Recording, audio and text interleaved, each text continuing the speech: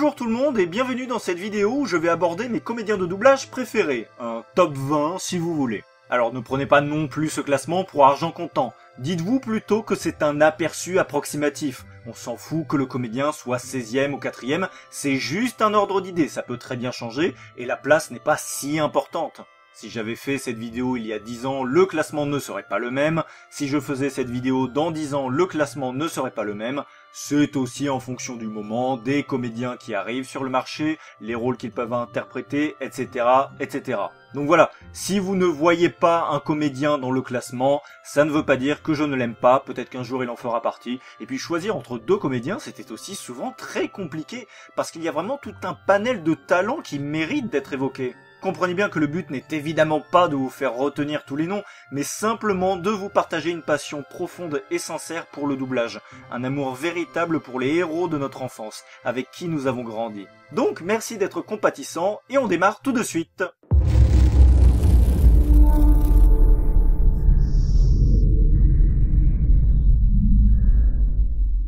Alors je trouve qu'on commence pas mal, parce que du coup je peux dire « Eh mais je suis pas raciste, j'adore Franz Confiac ». Parce que oui, ce comédien en fait c'est une voix classique d'acteur noir, et à mon sens, l'une des voix les plus sous-estimées. La preuve en est qu'il n'a pas de page Wikipédia. Allez savoir pourquoi, pourtant il a quand même pas mal de rôles à son actif, et pas des petits rôles. Heimdall dans Thor, Mordo dans Doctor Strange, Korath dans Les Gardiens de la Galaxie. Oui, il aime bien le MCU, et il aime bien les films de super-héros en général. Tanner dans Gone Girl, le Capitaine Tifo dans Star Wars 2 et 3, Facilier dans La Princesse et la Grenouille, Draco dans Dragon 2, ou encore Boyd dans Dollhouse. Donc rien qu'avec ce rôle dans cette série, tu sais que c'est du bon. Bref, etc., etc., je ne vais pas tout citer, il y a encore plein de rôles. Mais sachez que c'est vraiment une voix grave qui passe extrêmement bien, elle est très charismatique. Il y a un côté assez classe, assez noble. Donc j'espère vous avoir fait découvrir un comédien qui mérite largement d'être plus connu. Une fille? Non. Même pas une personne, c'est un chapeau vide. Jusqu'à ce que vous mettiez un lapin dedans.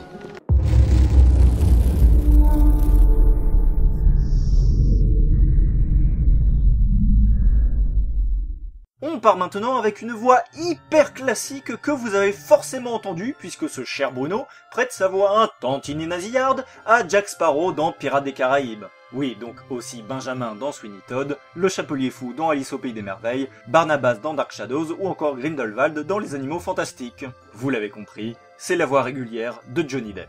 Mais ce n'est pas le seul acteur, c'est aussi la voix d'Ewan McGregor. Là aussi, il y a une pléthore de films où vous entendez Bruno Choël, Birds of Prey, Dr. Sleep, I Love You Philip Morris, Big Fish, Moulin Rouge, et j'en passe. Et c'est aussi la voix de ce cher Obi-Wan Kenobi, bien sûr, soit semblerait-il le personnage unanimement aimé dans la prélogie Star Wars. Tu étais l'élu, c'était toi!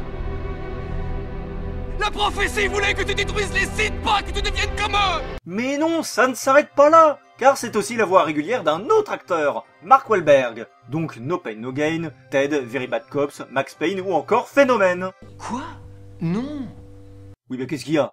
On va pas reprocher aux comédiens de doublage de savoir jouer, non? Bon bref, vous l'avez compris, je pourrais continuer pendant des heures comme ça, c'est vraiment un comédien très connu avec une voxographie absolument incroyable. Carlyle, l'un des personnages les plus intéressants et attachants de la saga Twilight, l'inspecteur Burke dans Joker, Brock dans Titanic, Thomas dans Pocahontas, Aladar dans Dinosaur, Kenai dans Frères des Ours, Sephiroth dans Final Fantasy VII, Ravus dans Final Fantasy XV, Mikami dans Death Note, Drake dans Uncharted, James Gordon dans Gotham ou encore Davis dans True Calling, aka la meilleure série du monde à égalité avec Dollhouse. Voilà, bon, je continue ou vous voyez qui c'est maintenant? Bref, carrière absolument incroyable, voix très intéressante qui met les puristes c'est mieux la version originale en PLS. Je dis que les Prévéo ne sont en rien inférieurs, seulement différents.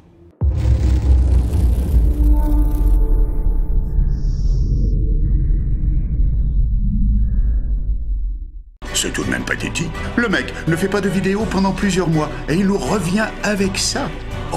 Bon, un grand comédien que tout le monde connaît. C'est presque honteux de devoir citer quelques rôles pour les deux du fond, mais Benoît Allemande, c'est juste la voix régulière de Morgan Freeman. Les Évadés, The Dark Knight, Lucy, etc.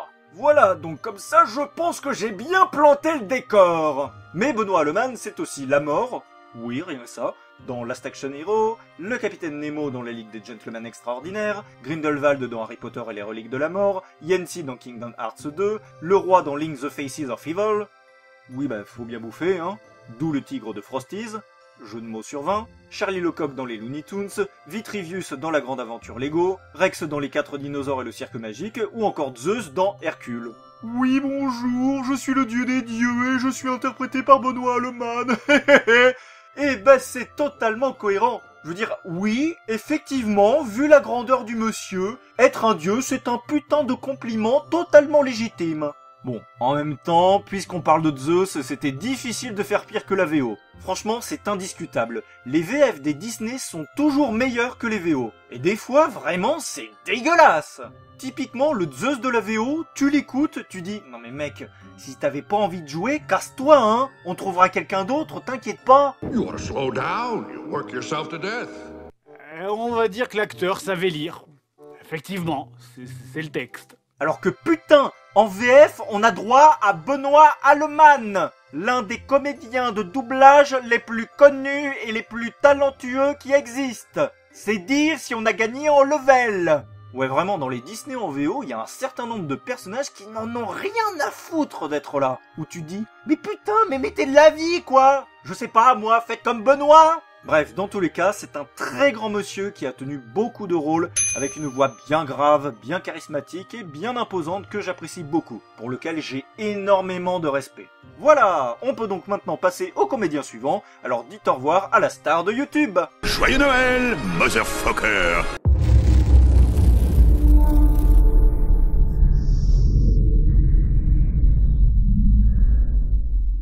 Bon, là aussi, je pense que c'est un comédien que beaucoup connaissent. À titre personnel, j'aime beaucoup ce qu'il a fait pour Zemo dans Civil War. Damien a cette particularité d'avoir une voix tellement nasillarde et grinçante qu'elle convient parfaitement à un méchant. Ça peut même faire psychopathe ou taré. Néanmoins, il a aussi prouvé qu'il était capable de jouer des gentils et, encore une fois, grâce à la magie du doublage, on se rend compte que ça colle évidemment bien au personnage. On peut citer, entre autres, Peter Parker dans les premiers Spider-Man, ou encore, je ne sais pas moi, Jack Dawson dans Titanic. Oui, ce comédien a doublé Leonardo DiCaprio dans pas mal de films. Roméo plus Juliette, Aviator, Les Infiltrés, Shutter Island, Le Loup de Wall Street. Il a bien évidemment eu d'autres rôles, on va pas tous les citer. Mais voilà, avec sa voix vraiment particulière, je me disais qu'il méritait amplement sa place dans ce classement. Écoutez-moi, écoutez-moi, je vous tiens. Je ne vous lâcherai pas. Alors maintenant, hissez-vous, allez.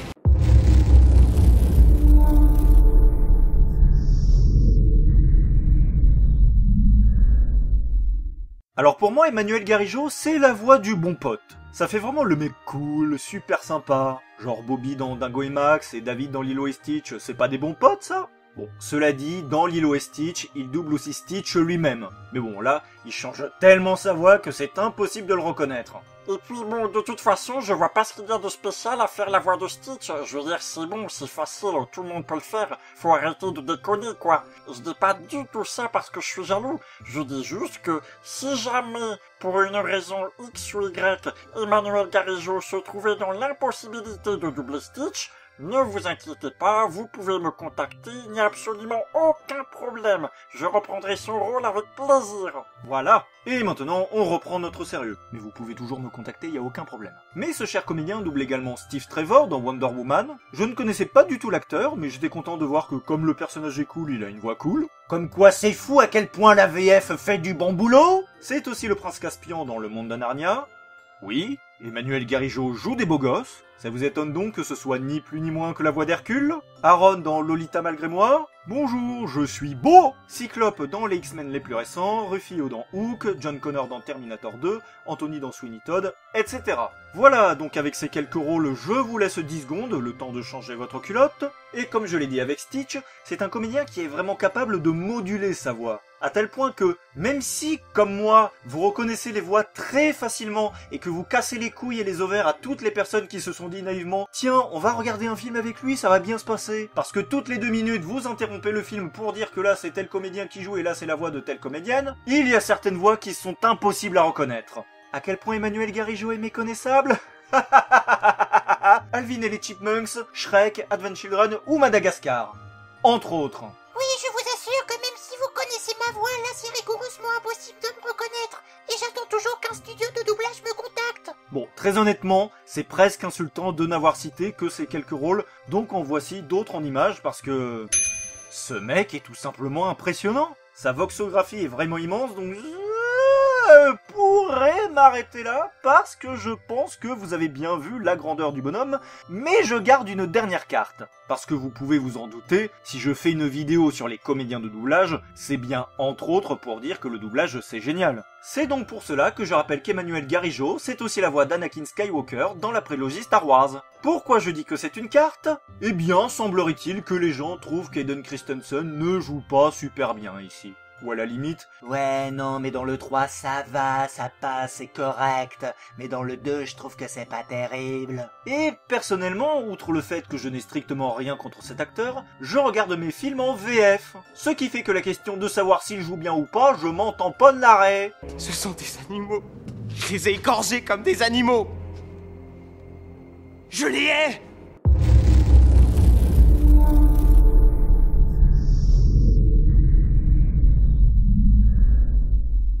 Un comédien de doublage que j'adore tout particulièrement. C'est une voix qui a un petit côté beau gosse. Donc ça ne surprend pas qu'il double Jet dans Avatar le dernier maître de l'air, ou Tom Jedusor dans Harry Potter ou la Chambre des secrets. Donc ça ne surprend pas non plus que ce soit sa voix que l'on entend pour Ken. Dans la bande-annonce de Toy Story 3. Parce que pour le film, tout aussi bonne interprétation qu'elle soit, on a préféré faire de la merde.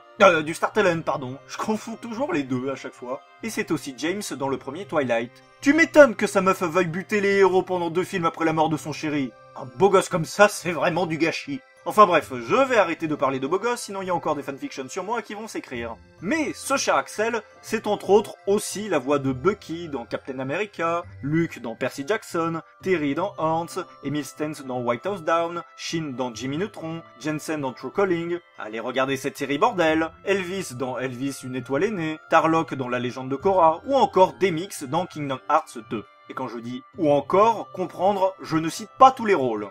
Et oui, vous avez bien entendu, le choix de ce comédien pour Demix peut surprendre puisque ce monsieur a une voix possédant un côté confiant, qui a de l'assurance, qui est sûr de lui. Ce qui est donc tout l'inverse de Demix. Et en même temps, tu te dis que Demix, c'est finalement un mec qui a peu d'assurance, parce qu'il est pas chez Groupama, ta gueule, il a pas vraiment confiance en lui, mais il essaye, mais il y arrive pas forcément, mais il en impose quand même. Et finalement, le choix d'Axel pour Demix se révèle ultra pertinent. Rien que par la voix, il dégage un capital sympathie. Et oui, vous l'avez compris, c'est très drôle qu'un homme s'appelant Axel double Demix. Et pas Axel. Ouais, on va se marrer dans cette vidéo. Ah, et dernière chose avant de passer au comédien suivant. Vous croyez que les enfants connaissent Benoît Magimel ?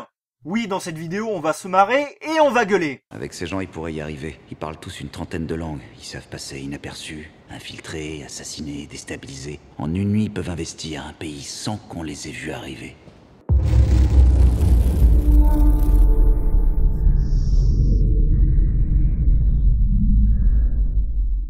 Ah, mon petit Eric. Une voix bien grave et bien classe comme on aime. Et je suis persuadé que vous l'avez déjà entendu, aussi bien pour des rôles de héros que de méchants, puisque c'est notamment la voix régulière de Mark Strong, donc Lord Blackwood dans Sherlock Holmes, ou le Dr Sivana dans Shazam, donc deux méchants, Willem Dafoe aussi, donc le bouffon vert dans la première trilogie Spider-Man, ou Vulko dans Aquaman, donc...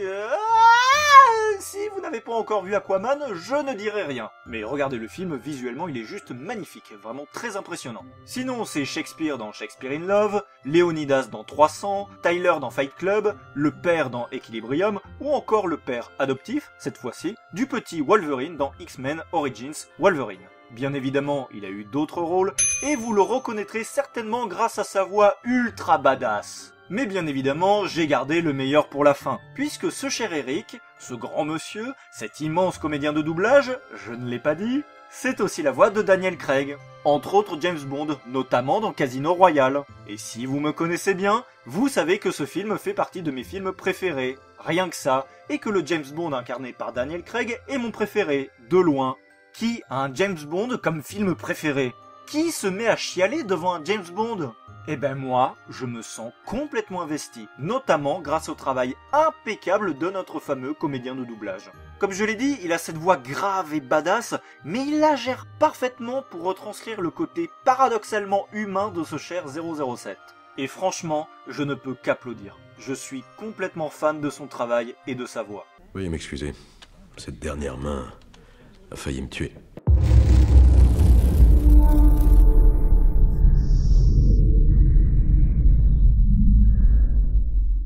Alors lui, c'est quand même très fort, parce qu'il y a quand même un certain nombre de comédiens de doublage qui jouent le gentil dans un film et le méchant dans un tout autre film, parce que leur voix colle bien autant à un gentil qu'à un méchant. Ça arrive.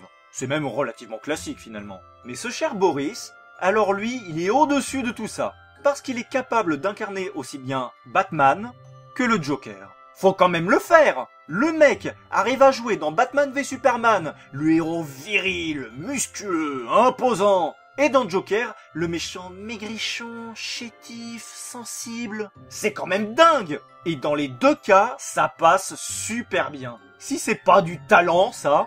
Et c'est également du talent parce que c'est la voix régulière de Jason Statham. Jason Statham qui est un acteur que l'on voit plutôt dans des films d'action, dans des trucs bourrins quoi. Donc on peut s'attendre à une voix bien grave. Ce qui n'est pas vraiment le cas de notre Boris. Ce qui n'est pas du tout le cas de notre Boris. Sauf s'il la grave volontairement. Et pourtant, en plus d'un petit côté sarcastique que sa voix peut adopter, eh ben ça colle tout simplement super bien. Par les pouvoirs qui me sont conférés, je vous déclare... Marie et l'âme. Et là, typiquement, c'est le genre de doublage où tu te dis que la voix française est la vraie voix. Prenez tous les acteurs de films d'action, prenez toutes leurs voix françaises. Osez me dire que les vraies voix de ces acteurs ne sont pas les voix françaises. Osez me dire que leur voix ne colle pas du tout. Et ce cher Boris, en fait, il a une voix très classe. Donc ça me surprend pas que, en plus d'être une voix récurrente de Ben Affleck, ce soit la voix régulière, également, de Colin Farrell. Minority Report, Daredevil, Comment tuer son boss, Dans l'ombre de Marie, Les Veuves, etc. Personnellement, j'adore ce qu'il a fait pour Percival dans Les Animaux Fantastiques. Osez me dire que c'est pas une voix classe sur un personnage classe. Il y a une certaine élégance qui se dégage, il a de la prestance. Et visiblement, sa voix est assez classe pour qu'il interprète fréquemment un chef, quelqu'un d'important, de charismatique, avec des gens qui lui obéissent, qui l'écoutent. Sinon, entre autres, il joue également Seth dans Gods of Egypt, le collectionneur dans le MCU, Malcolm dans La planète des singes, l'affrontement, Sam dans Twilight, Pyro dans X-Men 2 et 3, Hades dans Percy Jackson, le voleur de foudre, le roi Stéphane dans Maléfique, Manhunter dans La Ligue des Justiciers, Sitka dans Frères des ours, ou encore le chapeauté dans Shrek. Comme quoi, on peut s'appeler Boris et jouer un espagnol. Voilà, etc., etc. Je ne peux vraiment pas tout citer tellement ce monsieur a une voxographie encore plus longue que ma créativité. C'est dire à quel point c'est énorme. Franchement, j'adore ce comédien. Et même si, sans le vouloir, je me fais plusieurs films ou dessins animés d'affilée où il joue un rôle, même si l'œuvre n'est pas terrible et surestimée, je deviens complètement fan de cet homme. C'est vraiment une de mes voix préférées. Il est cool. Il est cool ce Boris. Bonne nuit. Et surtout n'oubliez pas, that's life.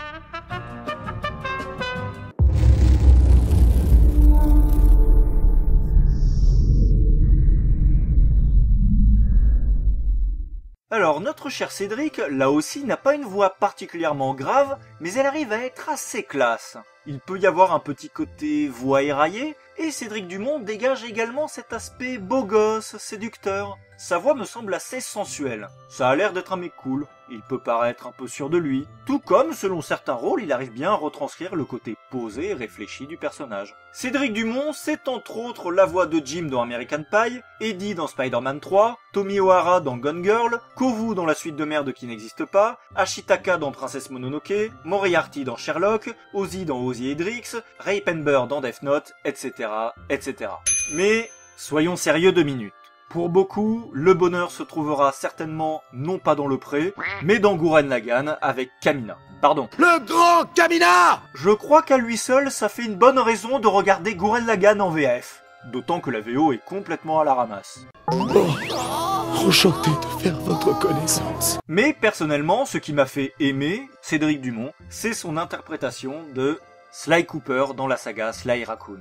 C'est vraiment une série de jeux vidéo que j'aime beaucoup. J'ai grandi avec, je trouvais le personnage très cool, avec un passé tragique, mais très détendu, un ami fidèle. Donc merci beaucoup, cher Cédric, d'être une de mes voix préférées pour un de mes personnages préférés dans un de mes jeux vidéo préférés. Vous avez bien égayé mon enfance et vous m'avez bien fait marrer. Nous parlâmes ensuite de tout, mais de rien, de livres, de musique, d'art. C'était comme un premier rendez-vous.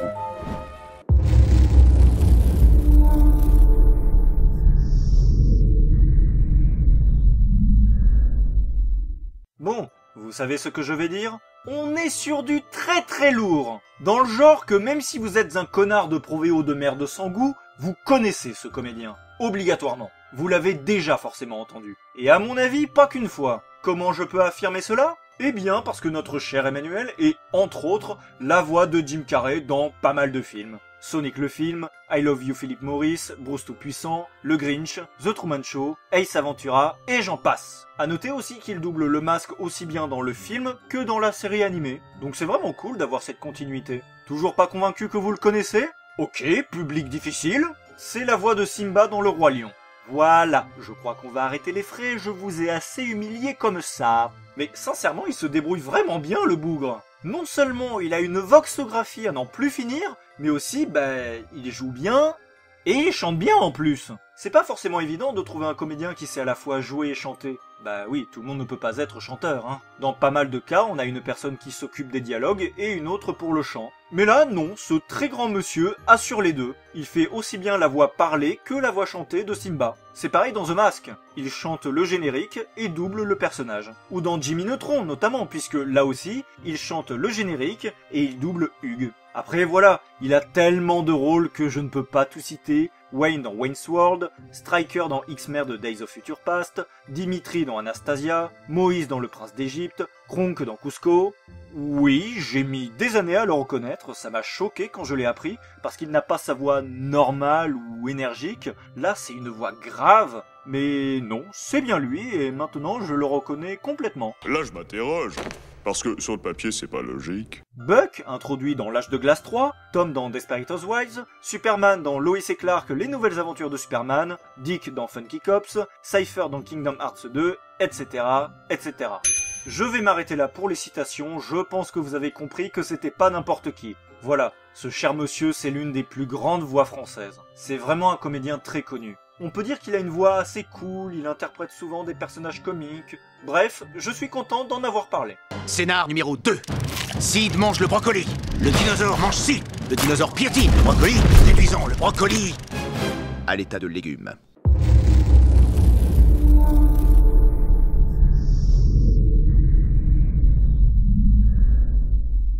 Alexis Thomasian. Encore un très grand comédien avec une voix très connue et tellement particulière, tellement nasillarde. Elle est très adaptée pour des personnages comiques, particulièrement de dessins animés. Mais il aura l'occasion de prouver un nombre incalculable de fois que, même pour jouer d'autres émotions, même pour jouer un acteur réel, il est extrêmement doué. Et là franchement, pour le coup, je n'ai absolument aucune idée de quel est son plus grand rôle. Il a vraiment une carrière absolument incroyable, alors je peux vous citer quelques rôles, et vous me direz quelle prestation ou quel personnage vous a le plus marqué. Déjà, il a prêté sa voix à Justin Timberlake dans quelques films. The Social Network, Sex entre amis, Time Out, c'est aussi Kick-Ass dans le film éponyme, Wallace dans Scott Pilgrim, PJ dans Dingo et Max, Eddie dans la saga L'Âge de Glace, le Prince Navin dans La Princesse et la Grenouille, JD dans Scrubs, Fifi dans Quack en vrac, puis 20 ans plus tard dans La Bande à Picsou. C'est plutôt cool. J'espère que vous ne trouvez pas la liste longue parce qu'on n'a pas fini. Car je sais que vous le connaissez. Matt et Gomamon dans Digimon. Zuko dans Avatar, le dernier maître de l'air, soit l'un des méchants les plus intéressants qui existent, soit le neveu du personnage le plus touchant de la série, doublé par Marc Casso, soit la voix de la sagesse.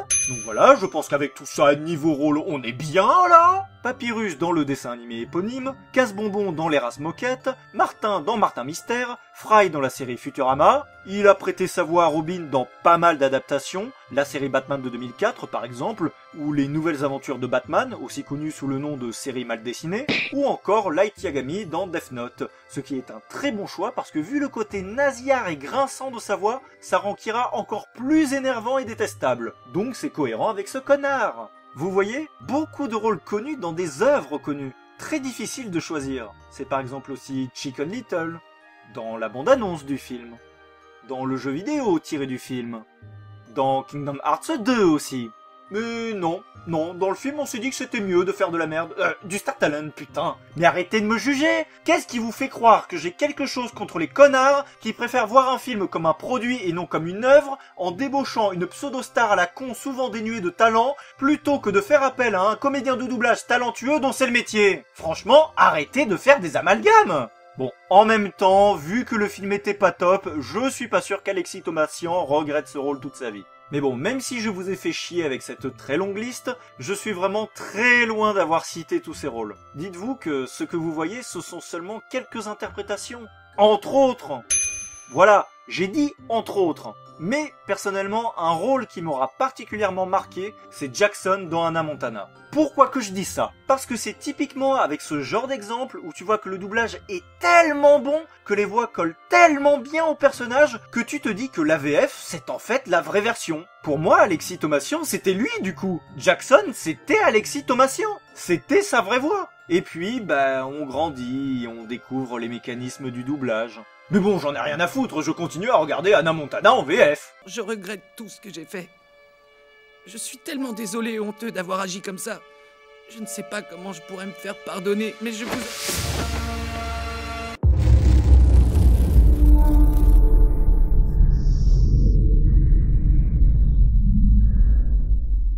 Là aussi, ce cher Damien Boisseau, c'est un comédien qui a une voix de beau gosse. Pas spécialement grave, plutôt sensuelle. Comme moi. Oui, on m'a dit que j'avais une voix sensuelle. Mais est-ce que cette voix de beau gosse, la sienne, pas la mienne, est celle de personnage beau gosse?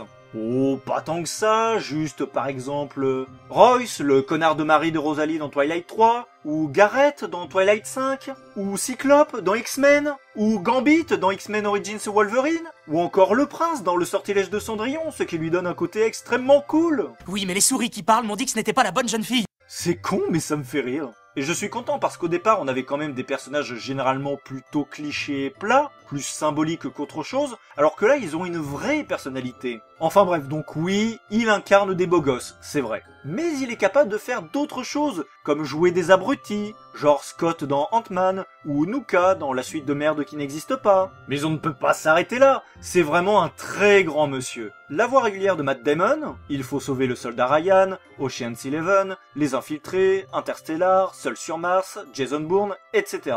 La voix régulière d'Edward Norton également, Fight Club, Kingdom of Heaven, L'Incroyable Hulk, Birdman. Je pense vraiment qu'avec tous les rôles qu'il a eu, vous l'avez déjà entendu. Le Fauve dans les X-Men plus récents, Atreyu dans l'Histoire sans fin, Peter Pan dans Peter Pan et les Pirates, Jack dans Samurai Jack, Jack dans la série des Jack and Dexter. Très honnêtement, là aussi, c'est presque insultant de ne citer que quelques rôles tellement ce monsieur a une voxographie immense. Et souvent de grands rôles, pas mal de rôles principaux.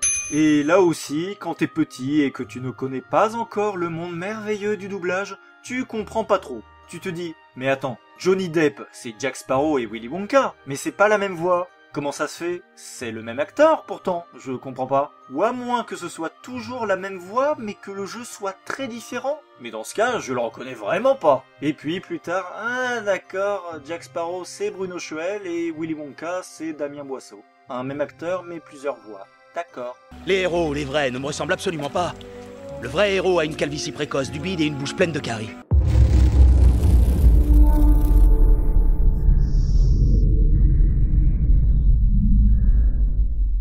Bon encore un comédien que tout le monde connaît forcément, qui a une voix très reconnaissable. Z dans Men in Black, Donovan dans Indiana Jones et la dernière croisade, Elphias Dodge dans Harry Potter et les reliques de la mort première partie. Très content de l'entendre d'ailleurs, je me disais, tiens, depuis le temps on n'a toujours pas fait appel à pirater. Frank Malone dans FBI porté disparu, le capitaine Crochet dans Peter Pan et les pirates, Cortex dans Animaniacs puis Minus et Cortex, etc., etc.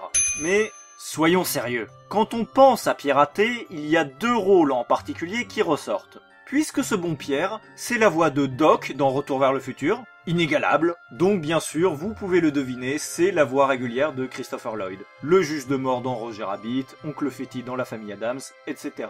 Et c'est également la voix d'un autre personnage que vous connaissez tous et que vous adorez, dont je partage des points communs, puisque Pierre et moi sommes tous les deux athées et que nous jouons le Joker. Et lui, il prête sa voix au Joker dans la série animée de 1992, celle de 2004 et dans quelques autres adaptations. Mais sans ma précédente blague hilarante et mes jeux de mots qui m'ont demandé 3 mois de réflexion, pirater, en plus de doubler 2 de mes personnages préférés, ça a vraiment été pour moi un comédien très marquant dans ma connaissance sur l'univers du doublage. T'es gosse, tu regardes un film, tu écoutes la voix, bon, tu te poses pas trop de questions, peut-être. Et puis bon, après tu grandis, tu découvres la vérité sur le doublage, la VO, la VF, tu te rends compte que la VF, eh bien ce n'est pas la version originale, tu te dis « Ah bon, mais alors l'acteur c'est pas sa vraie voix? Le mec qui parle il ressemble pas à ça ?» Bon, au moins, cela dit, j'ai compris pourquoi les acteurs de Retour vers le futur et Indiana Jones 3 n'avaient pas la même tête.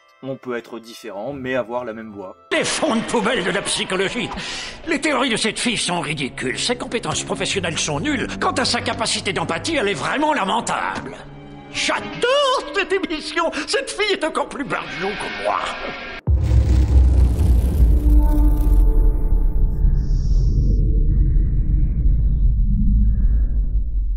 Bon, on ne va pas y aller par 4 chemins, certains savent déjà qui c'est et peuvent même sans doute imaginer pourquoi ce comédien est à la suite de pirater. Notre cher Luke, c'est la voix de Marty dans Retour vers le futur.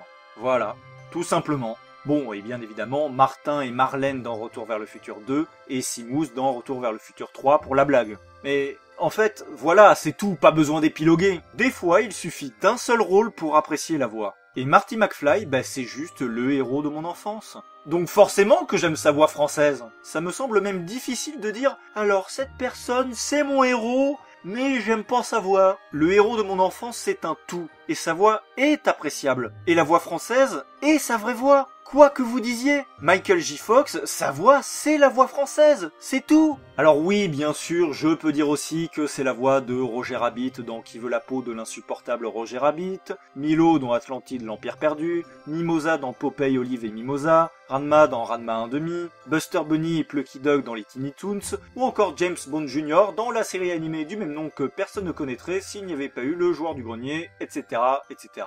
Il a bien évidemment eu d'autres rôles. Mais honnêtement, même si par exemple j'aime beaucoup Milo dans Atlantide, tous ses rôles, c'est pas le plus important. Non, tout ce qu'on veut de Luke, c'est Marty. Nous on veut Retour vers le futur. C'est une voix inégalable et on l'aime pour ça. Hé, attendez, doucement, Doc. Est-ce que vous essayez de me dire que ma mère... que j'aurais un ticket avec ma mère?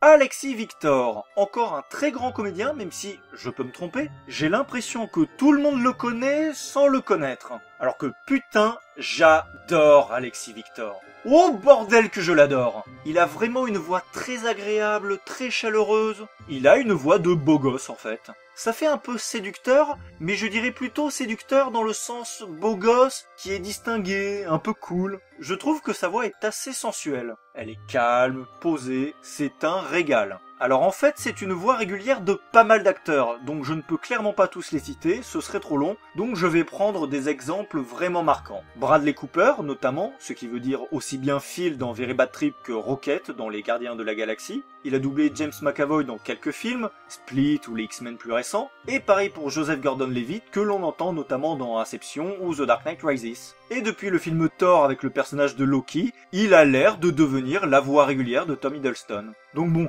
rien qu'avec les quelques exemples que je vous ai donnés, je pense que vous pouvez déjà imaginer que le mec est une pointure. Et il n'a pas fait que des petits rôles, le bougre. Genre Dumbledore dans Les Animaux Fantastiques. Bah oui, vas-y, fais-toi plaisir.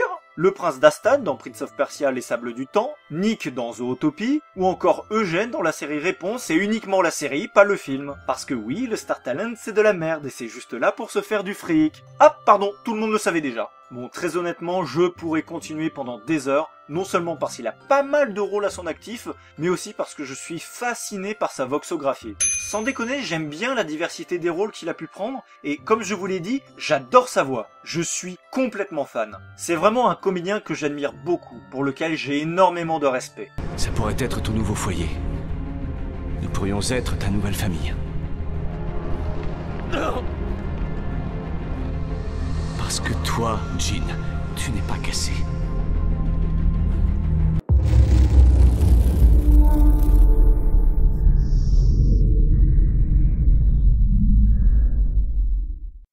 là, je tiens à vous prévenir, si vous aimez les voix badass, pensez à préparer des sous-vêtements de rechange. Parce que là, on s'attaque à du lourd. Comment? Vous ne connaissez pas Adrien Antoine?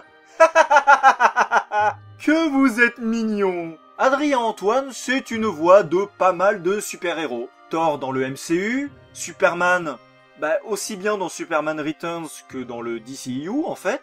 C'est également la voix de Batman dans la série Batman de 2004 par exemple. C'est vrai qu'en sortant de la série animée de 92, ça me faisait bizarre d'entendre cette voix, mais bon, maintenant il n'y a plus aucun problème. Et j'ai dit par exemple parce qu'il y a aussi pas mal de films d'animation Batman où Adrien reprend ce rôle, notamment Assaut sur Arkham pour ne citer que lui. Après, c'est la voix régulière de Sam Worthington, dans Avatar et le choc des titans notamment. C'est Jack dans King Kong, Spock dans les Star Trek plus récents, John dans White House Down, Ramsès dans Exodus Gods and Kings, Sam dans Tron l'Héritage, Rufus Shinra dans Advent Children, Xemnas dans Kingdom Hearts 2, bref, etc., etc. C'est donc quelqu'un qui a toujours du boulot. Mais ce qui est drôle avec Adrien Antoine, c'est que techniquement, ce genre de scène pourrait se produire. Bonjour, j'aimerais connaître le super-héros homme le plus fort des comics, aussi bien chez DC que chez Marvel, pour pouvoir comparer. Eh bien, chez DC, c'est Superman, et chez Marvel, c'est Thor. Ah, ce sont tous les deux des dieux, en fait. Ah, et ils sont doublés par le même comédien. Ah, voilà. Le choix d'Adrien Antoine veut tout dire. Ça explique tout. C'est tellement la voix française la plus badass qui existe. Le mec est quand même tellement badass qu'il a joué Batman et Superman. On déconne pas avec Adrien. Et en même temps, c'est une voix badass, certes, c'est une voix grave, rocailleuse, imposante, mais elle reste sympathique. Elle est très chaleureuse à l'oreille, très agréable à écouter. Par exemple, Xemnas. Bon, là aussi, ça devait être amusant. Bon, on cherche un homme pour le chef des méchants, le boss final. Bon, on appelle Adrien Antoine, hein. Voilà, tout simplement. En VF, c'est du tout bon. Alors que la voix anglaise, je suis désolé, mais elle est dégueulasse. Vos sentiments me sont étrangers. Je n'ai nulle compassion pour ce monde à l'agonie. Vos pitoyables pensées, vos émotions, ou même votre existence. I cannot feel sorrow.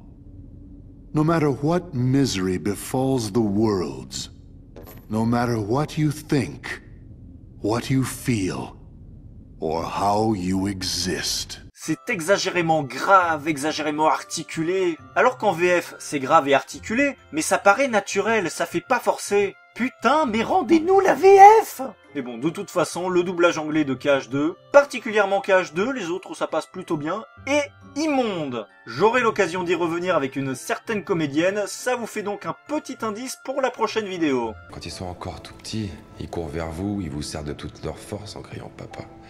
Et d'un coup, un beau jour, ça y est, c'est terminé.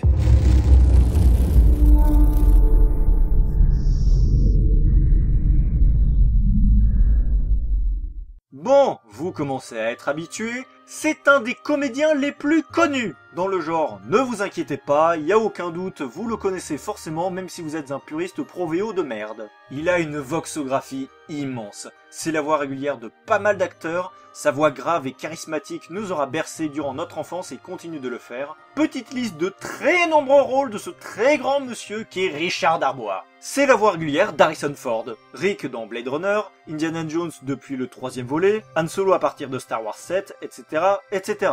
La voix régulière de Danny Glover également, que l'on entend notamment dans la saga L'Arme Fatale, et qui est décidément trop vieux pour ses conneries. Sa place, c'est dans un musée! Ou encore la voix de Richard Gere, Pretty Woman pour ne citer que ce film. Mais c'est aussi Ian Malcolm, le seul personnage sensé et cohérent de Jurassic Park, qui revient dans Le Monde Perdu, Jurassic Park, puis une vingtaine d'années plus tard, dans Jurassic World Fallen Kingdom. Également, comment passer à côté de Biff Tannen dans la saga Retour vers le futur, bien sûr. Donc là, déjà, rien qu'avec tout ça, vous êtes en train de vous dire « Ah oui, effectivement, je suis un puriste pro-VO de merde, mais je connais bien ce monsieur. » Et bien évidemment, qui dit Biff, dit aussi Griff dans Retour vers le futur 2 et Buford dans Retour vers le futur 3. C'est également le Capitaine Crochet dans Hook, Tig Sparrow dans Pirates des Caraïbes 3, oui, il aime bien les pirates, Charlie dans Charlie mon héros, Oogie Boogie dans L'étrange Noël de Monsieur Jack, Rasputin dans Anastasia, Shan Yu dans Mulan, Waternoose dans Monstres et compagnie, etc., etc. Ne vous inquiétez pas, c'est un monsieur qui bosse tout le temps.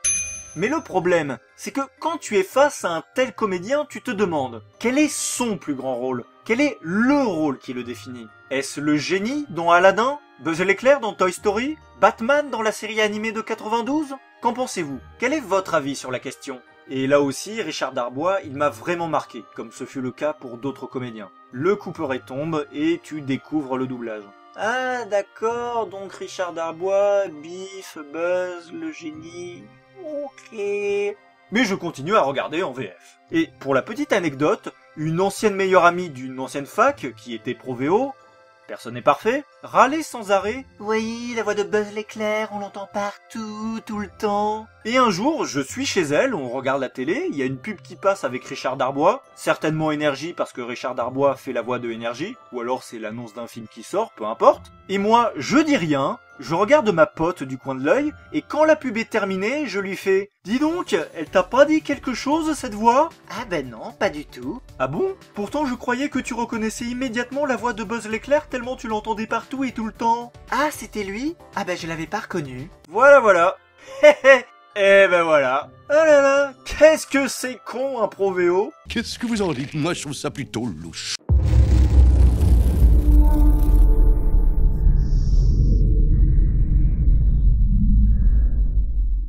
Alors en un sens, Bastien porte très bien son nom puisque, étant un bourrelet, il n'est pas plat. Car, en effet, c'est un comédien que j'ai découvert plutôt tardivement, et je l'ai très bien découvert, puisque je l'ai entendu sur le rôle d'Eren Yeager, le héros de l'Attaque des Titans. Soit un personnage qui a de la personnalité, qui a quelque chose à raconter, qui a des émotions, et qui gueule! Oui, c'est bien les pro VO, continuez de dire que les comédiens de doublage n'arrivent pas à gueuler sur les animés, je ne vous entends pas à cause de Bastien qui crie trop fort! Et là, pour le coup, Bastien, c'est typiquement le genre de comédien que j'aime pour un rôle bien spécifique. J'ai vraiment adoré Eren. J'ai découvert Bastien Brûlé à ce moment-là et j'ai vraiment beaucoup aimé sa performance. J'aime sa voix, j'aime comment il se lâche, j'aime comment il gueule. Franchement, ça a vraiment été un gros coup de cœur. Bah, aussi bien pour la voix que pour le personnage que pour l'animé en fait. Alors, même si pour moi Bastien Brûlé c'est Eren, j'ai beaucoup aimé également ce qu'il a fait pour Karma dans Assassination Classroom. Non seulement Bastien a une voix géniale, mais il arrive parfaitement à retranscrire le côté cool, sûr de lui, arrogant et prétentieux du personnage. Mais là où il excelle le plus avec Karma, c'est quand il parle anglais. Ironiquement, alors que j'ai regardé Assassination Classroom en français, eh bien j'ai grandement amélioré mon anglais après ça. But astronauts are so amazing, I'll make sure to increase the budget for space exploration when I get in power.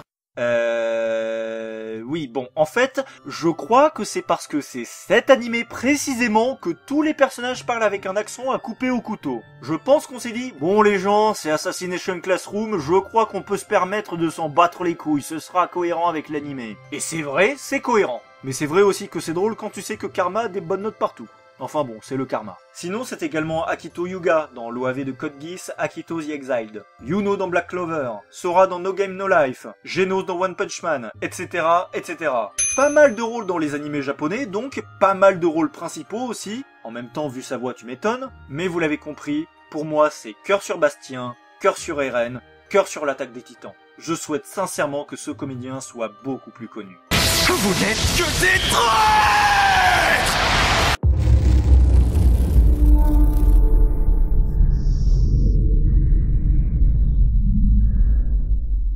Bon, soyons clairs dès le début. Si vous ne connaissez pas Donald Renew, ne vous inquiétez pas, être un culte n'a jamais tué personne. Alors Donald Renew, c'est juste un petit gars pas connu qui débute, qui a pas fait grand chose. Alors je peux vous citer vite fait oralement quelques petits rôles mineurs en vrac du genre...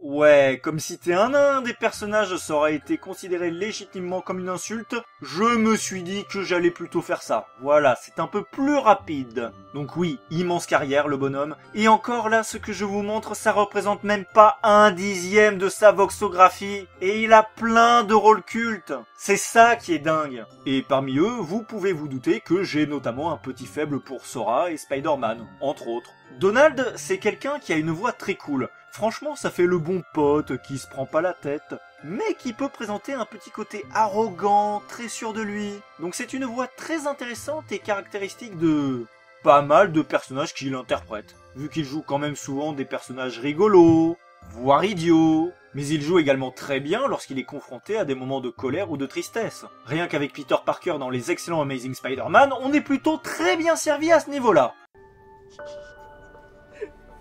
Non, j'ai pas ça. Putain.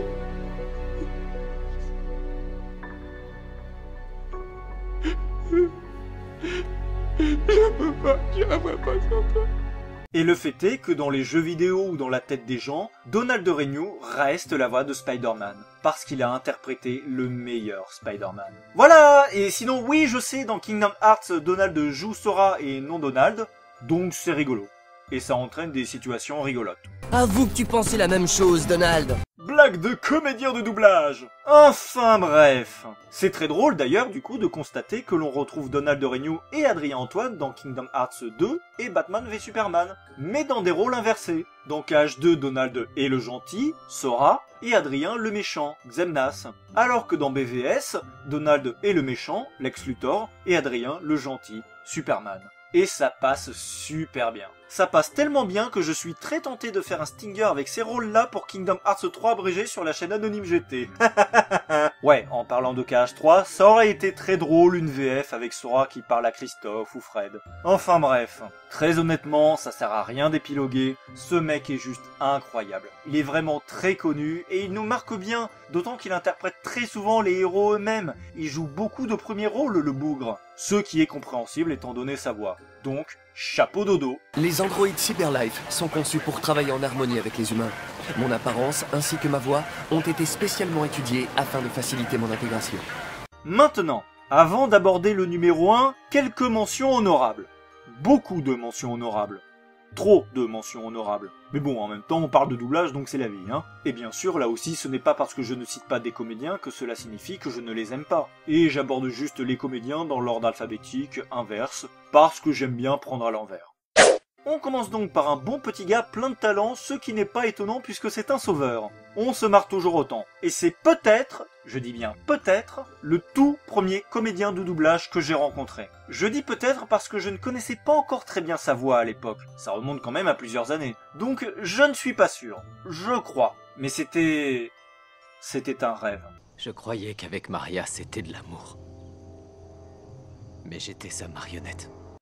Alors Vincent Ropion, c'est un comédien avec une voix assez improbable que l'on pourrait presque qualifier de caricatural, cartoonesque, qui passe à la rigueur pour des personnages de dessins animés, alors que dans des films avec de vrais acteurs, eh bien c'est une voix qui passe super bien aussi. Je trouve ça assez dingue que ce grand monsieur soit vraiment très connu avec une voix aussi bizarre, je fais des guillemets, mais tant mieux franchement, hein. Des carottes. Médicinales en vérité, c'est parce que j'ai mal au dos. D'ailleurs, ces carottes étaient là quand j'ai emménagé et j'en prends soin pour un ami. Une voix très classique d'acteur noir. D'ailleurs, j'ai beaucoup hésité avec Franz Confiac. Et que vous avez forcément entendu. Il faut dire que déjà, quand tu interprètes Nick Fury dans le MCU, avec tous les films qu'il y a, t'es quasiment certain qu'on t'a entendu au moins une fois. Et c'est une voix qui peut être assez classe et badass. Je veux dire, sa voix est tellement classe et badass que c'est quand même lui qui double Jamel Debbouze dans Astérix et Obélix Mission Cléopâtre. Et c'est qui le lion maintenant ? C'est la voix de Christian Bale dans pas mal de films depuis Batman Begins, et Philippe Valmont me sert d'argument pour promouvoir le doublage. Parce que je sais que certains disent que Christian Bale est un mauvais acteur. Et de mon côté, je dis que je m'en bats les couilles, parce que je regarde la trilogie du Dark Knight en VF, et je n'ai strictement aucun problème de jeu d'acteur. Donc décidément, à croire que la VF fait toujours un meilleur travail que la VO. Désolé, vous espérez une franche poignée de main. Alors que vous venez de tout détruire.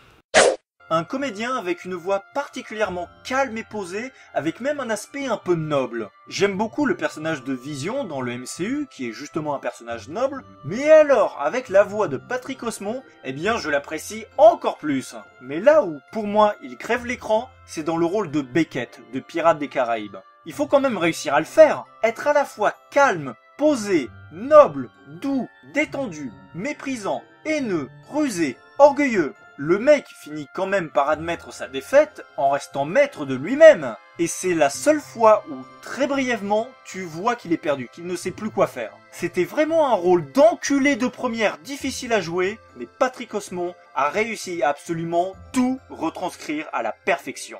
Les humains sont étranges. Ils pensent que l'ordre et le chaos sont des principes opposés et ils veulent contrôler ce qui ne peut pas l'être. Un autre comédien de doublage que j'ai rencontré. Je le connaissais personnellement, j'ai discuté avec lui, j'avais son adresse mail, donc j'avoue avoir été bouleversé quand j'ai appris sa mort. Surtout qu'il n'était pas non plus excessivement vieux. Donc j'avais envie de rendre hommage à ce monsieur.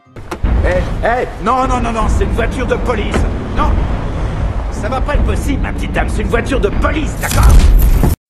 Alors lui, pour le découvrir, il a fallu que je me trouve à une convention, que je vois un Blu-ray d'Angel Beats et que je remarque qu'une VF existe. Et pour le coup, quand j'ai regardé pour la première fois Angel Beats en VF, eh bien je me suis rendu compte que je ne connaissais absolument aucune voix. Mais que ce doublage était tout de même de très bonne qualité. Et ce cher Marc m'a surpris en tant que Yuzuru, mais il a une voix vraiment intéressante. En fait, c'est typiquement le genre de doublage où tu te dis que la voix colle parfaitement au personnage, que finalement, tu ne vois pas qui d'autre on aurait pu prendre. C'est comme si tu avais l'impression que le rôle avait été fait pour lui. Et ce comédien a donc prouvé qu'il jouait extrêmement bien le héros tantôt sérieux, tantôt rigolo, le garçon un peu plus fragile, ou encore le méchant. Donc je lui souhaite sincèrement une bonne continuation. Ces souvenirs appartiennent à notre existence. Quelle que soit leur nature, ils reflètent les événements qui ont fait de nous ce que nous sommes. Alors de quel droit tu as décrété qu'il fallait mettre un point final à tout ça? Va chez Amata, tout y est extra. On a tous les gadgets, méga super chouette. Super chouette. Oui, je suis désolé de ne pas avoir mis ce marque dans mes vidéos sur les comédiens de doublage, je sais, c'est un acte impardonnable, mais comme je l'ai dit, il y a tellement de comédiens de doublage que c'est vraiment impossible de tous les mettre. Donc je suis sincèrement désolé pour cette absence. Il faut dire aussi que le fait qu'il n'ait pas de page Wikipédia n'a pas aidé. Pourtant, il a quand même pas mal de rôles à son actif, le bougre. Mais bon, c'était là aussi toute la question avec mes vidéos. Par exemple, est-ce que je parle de Pierre Arditi parce qu'il a fait du doublage, mais il a arrêté? C'est compliqué. Et je parle trop. Bref, j'aime beaucoup Marc Pérez.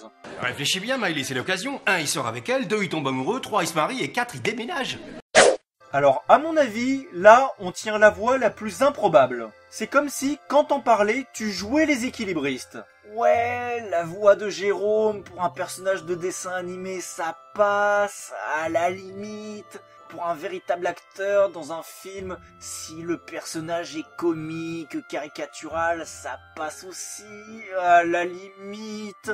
Mais pour un véritable acteur où le personnage est très sérieux, profond, eh ben encore une fois, ça passe aussi, bordel.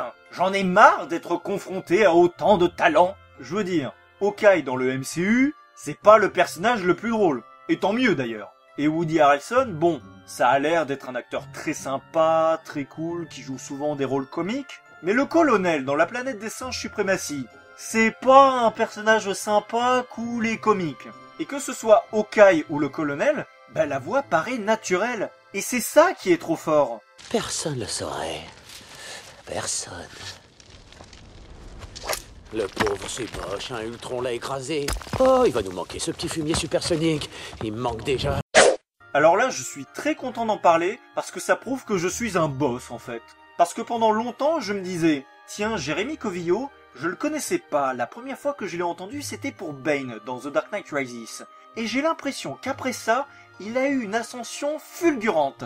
Sa carrière a décollé d'un seul coup, et maintenant on l'entend partout. Et j'ai effectué des recherches, et il s'est avéré que j'avais totalement raison. Avant 2012, l'année de sortie de The Dark Knight Rises, effectivement, ses rôles se comptent, allez, sur les doigts des deux mains. Sincèrement, ça a beau être l'ascension du Chevalier Noir, c'est aussi l'ascension de Jérémy Covillo. Parce que vraiment, depuis Bane, et vas-y que je deviens la voix régulière de Tom Hardy, et vas-y que je deviens la voix régulière d'Andy Serkis, et vas-y que je deviens la voix régulière de Benedict Cumberbatch.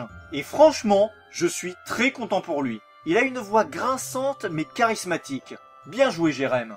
Mais il faut que vous sachiez que si je ne peux sauver que vous, ou le petit, ou la pierre du temps, jamais je n'hésiterai à vous laisser tous les deux mourir. Je ne peux me le permettre, parce que tout l'univers en dépendra. Jean-Claude Onda, un comédien dont vous connaissez certainement la voix, où personnellement je me suis déjà dit « Oh putain, la voix de ce personnage c'est aussi celle de celui-ci, bordel !» Il peut adopter une voix assez caricaturale, vraiment particulière, ce qui explique qu'il double pas mal de personnages de dessins animés, et c'est aussi le comédien de doublage qui remplace le numéro 1 qui ne prête plus sa voix. Nous y reviendrons. Si vous ne m'aviez pas attaqué, ma famille serait peut-être partie pour toujours. Donc, en essayant de me détruire, vous m'avez ramené ma famille et rendu plus fort. Bon alors, ce monsieur, vous le connaissez, il n'y a aucun doute là-dessus. Et au-delà de sa voix qui est intéressante, sa façon de parler est aussi intéressante. C'est comme si là, ma voix, c'était une ligne droite avec la même intonation constamment, alors que lui, sa ligne comporte des petites courbes, elle est plus enroulée, elle n'est pas uniforme. Vous sentez? Il y a des variations. Oh, il est temps que j'apprenne à faire la révérence. Très très grand comédien à la voxographie à n'en plus finir. Voix extrêmement classique donc. C'est une voix un peu grave, un peu rocailleuse, mais agréable. Je trouve qu'il dégage un peu l'effet papa sympa. Il y a ce côté cool, rassurant, protecteur. Bon, j'ai aussi envie de dire que c'est pas un mauvais bougre, mais selon les rôles, pas vraiment. Cela dit, ça prouve qu'il peut jouer différents types de personnages. Et on peut également remercier Jacques Frantz pour avoir doublé Pacha dans Cusco, soit un mème assez culte et assez drôle. Quand le soleil est à son angle idéal, les collines chantent. Une voix très intéressante. Elle pourrait paraître très légèrement nasillarde, très légèrement éraillée, mais elle est en fait très agréable à écouter, et ce comédien peut tout aussi bien parler très doucereusement qu'énergiquement. On peut dire qu'Hervé est roi dans ce domaine. Bon, déjà, quand tu doubles Harrison dans True Calling, on sait d'emblée que tu es génial. Et personnellement, je trouve que ça aurait été très rigolo si Birds by Sleep avait eu une VF avec Ventus et Peter Pan qui se parlent.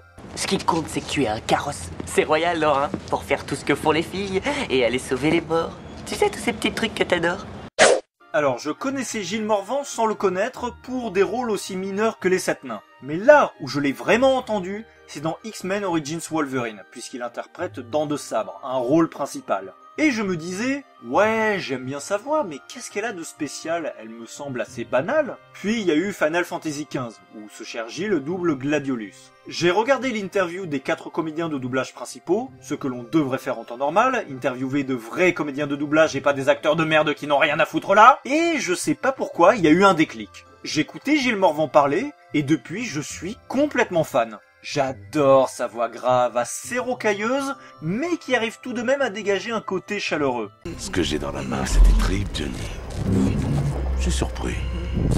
Je savais pas que t'en avais. Un comédien à la voxographie impressionnante qui ne cessera jamais de m'étonner tant je me dis que c'est incroyable de voir à quel point il double de plus en plus de méchants, alors qu'en fait non. Je sais pas si c'est l'effet Sirius Black qui me fait penser ça, parce qu'il a quand même joué pas mal de méchants dans le passé. Mais bon, ça signifie au moins qu'il excelle dans le domaine, puisqu'avec sa voix posée, ce cher Gabriel parvient à jouer aussi bien un gentil qu'un méchant. Ils vont se retrouver sous l'eau. C'est de la physique élémentaire. 2 corps ne peuvent occuper le même espace en même temps. Un comédien que j'ai eu l'occasion de côtoyer pendant un bon moment quand même. Je peux aussi me la péter en disant que j'avais son numéro de téléphone. C'est vraiment un homme extrêmement rigoureux et sérieux, qui prend son métier véritablement à cœur. Donc quand j'entends encore des connards aujourd'hui dire que les comédiens s'en battent les couilles, qu'ils prennent le doublage par-dessus la jambe, qu'ils dénigrent la VO... rencontrez Emmanuel Carsen et vous allez vite changer d'avis. Donc voilà, c'est quelqu'un que j'ai connu et qui m'a fait le plus beau compliment que l'on puisse recevoir dans le monde du doublage. Ce que tu as fait, c'était proche de la VO. On ne peut pas faire mieux. Tu peux toujours essayer, mais je te préviens, il y a 4 lettres dans mon nom. Personne n'a jamais pu en écrire plus de 2.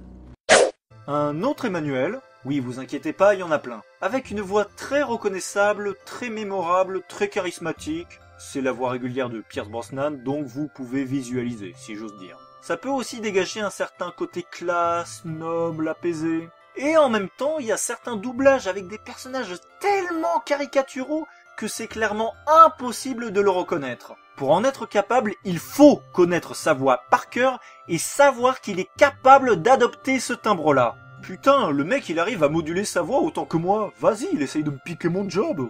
Hé, ne t'en prends pas à la rivière simplement parce qu'elle ose te renvoyer ton image. Je veux dire que tout le monde ne peut pas naître avec un physique comme le mien. Un très grand homme avec une voix très reconnaissable tellement elle est particulière. Ça ressemble à une voix de sadique, un méchant qui s'amuse, qui prend plaisir à faire du mal. Ce qui colle donc parfaitement à Hadès dans Hercule, ou le chiffre dans Casino Royale, où tu te dis qu'on n'aurait pas pu trouver meilleur casting.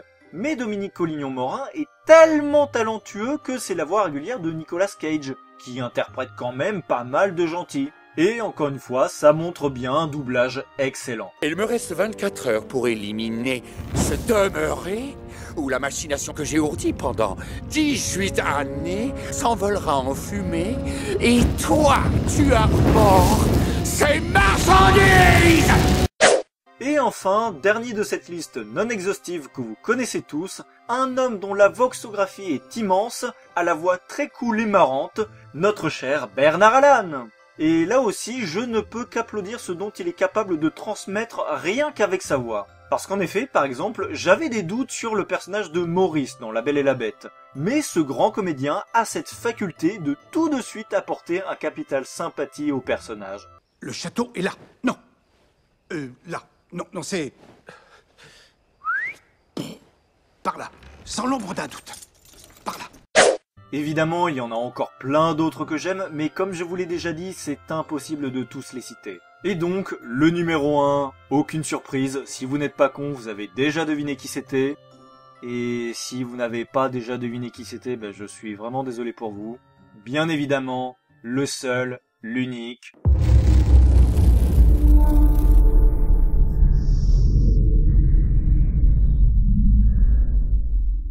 Et ben voilà.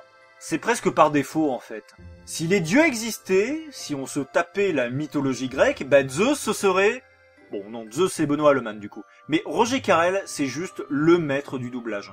Pour moi les comédiens de doublage sont des dieux, mais lui c'est le dieu des dieux. Les comédiens de doublage sont des héros, en particulier de notre enfance. On a grandi avec eux, ils nous ont fait rire, ils nous ont fait pleurer, ils nous ont fait peur, ils nous ont mis en colère.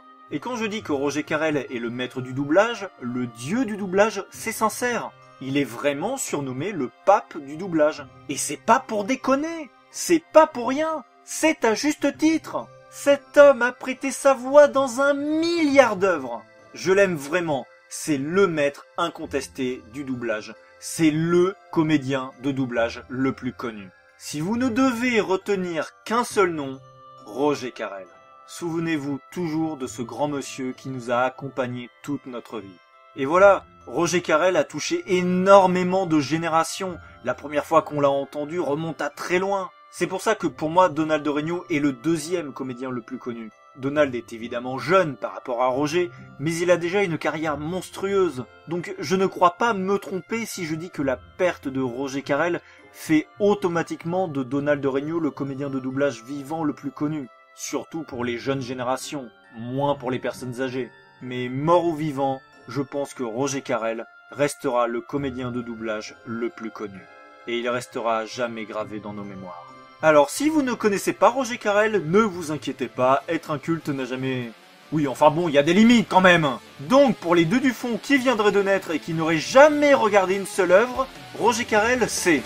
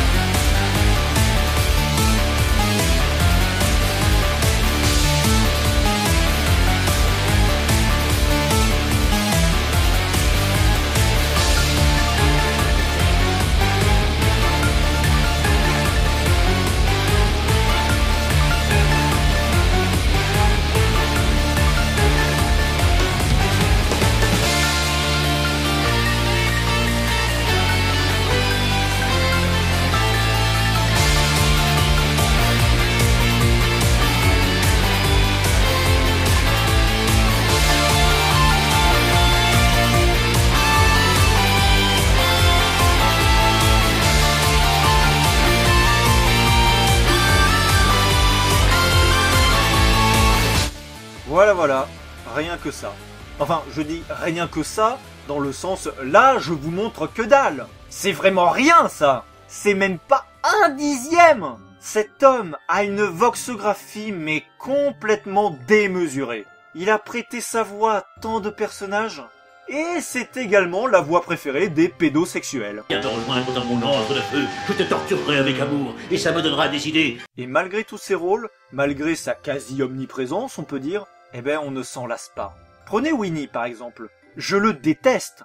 En VO, quand je joue à Kingdom Hearts, mais j'ai juste envie qu'il ferme sa putain de gueule. Sa voix est insupportable. Mais je n'ai jamais ressenti ça en VF avec Roger Carrel. Prenez ces 3 PO, comparez la VO et la VF. À quel point peut-on se dire que Roger Carrel est la meilleure voix que l'on pouvait avoir? De manière très drôle, quand on pense à Star Wars, Roger Carrel est un clone. T'as l'impression que Roger Carrel était déjà la voix de ces 3 PO en VO. You know, I find that Jar Jar creature to be a little odd.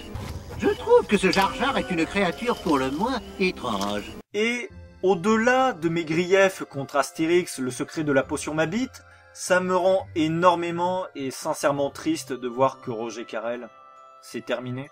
Le domaine des dieux, c'était son tout dernier rôle. Il est sorti de sa retraite exprès pour jouer Astérix une dernière fois. Mais maintenant, c'est fini. Il ne recommencera plus jamais. Au-delà du fait que Jean-Claude Donda soit un excellent comédien qui remplace Roger Carrel du mieux qu'il peut, c'est pas pareil. Roger Carrel, c'est vraiment quelqu'un d'irremplaçable. Il est unique et sa voix restera intemporelle, et gravée à jamais dans ma mémoire. S'il y a un héros qui nous a aidés à grandir, c'est bien lui. Et je suis content d'avoir pu faire cette vidéo pour lui rendre hommage et lui apporter toute la reconnaissance qu'il mérite.